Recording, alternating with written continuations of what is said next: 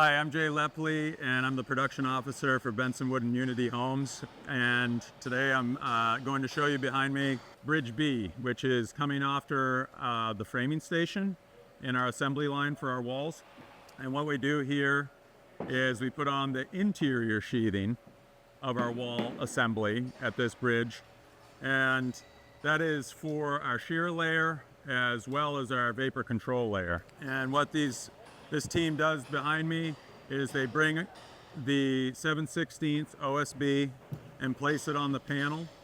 For durability, we glue this to keep it air sealed, and so if there's weather on site. And so they'll place these panels, they'll tack them in place, and then there is a Cadwork software that exports directly to the machine, and that will go through a series of nailing. And so if it calls for 8 inches on center to nail, it will go around and automatically do that on 2 of the guns.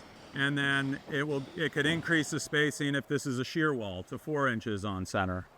After the panel's all the way nailed off, it has a router bit, and it will route any penetrations we may have for exterior receptacles or lighting.